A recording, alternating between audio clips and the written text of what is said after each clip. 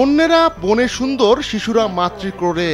বনের প্রাণী বনেই মানায়, কিন্তু জঙ্গলে গিয়ে নানা প্রতিকূলতা পেরিয়ে অনেকেরই বন্যপ্রাণী দেখা হয়ে ওঠে না।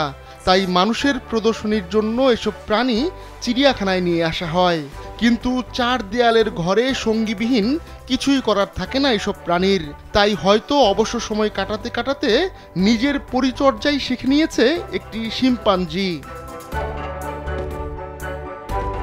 বসে বসে নিজের হাত পায়ের নখের যত্ন নিচ্ছে একটি শিম্পাঞ্জি।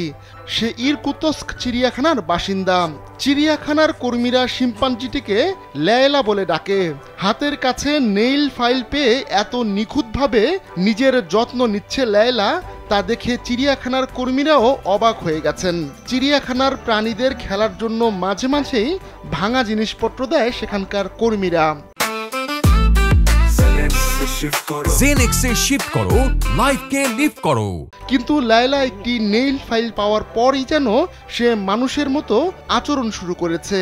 চিড়িয়াখানার পরিচালক লিউদমিলা ইভুশিকানা বলছিলেন, নেইল ফাইলটি হাতে পেয়েই লেইলা বুঝে গিয়েছিল কি করতে হবে তাকে।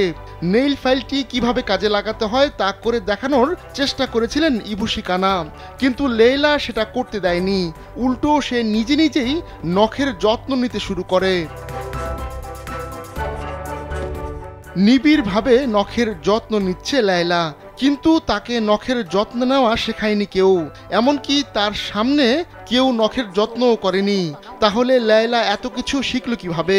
ইভুশিকানার ভাষায়, চিড়িয়াখানায় আসার আগে হয়তো সে এগুলো শিখেছে। সে মানুষকে দেখতে ভালোবাসে, তাদের চাল চলন অনুকরণ করতেও পছন্দ করে। লায়লা আগে সার্কাসে ছিল, এছাড়া তার অতীত নিয়ে আর তেমন কিছুই জানা নেই ইভুশিকানার।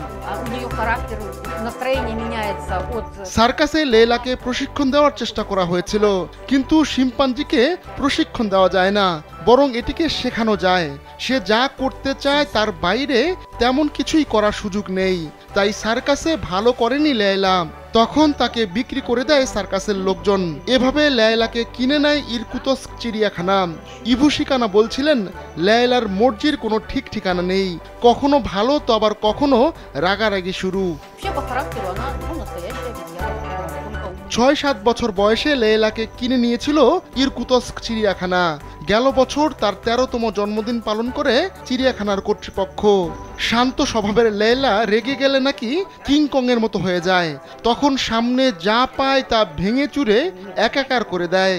তবে দ্রুত শান্ত হয়ে যায় সে। আহমদুল্লাহ শিকদার, কালবেলা।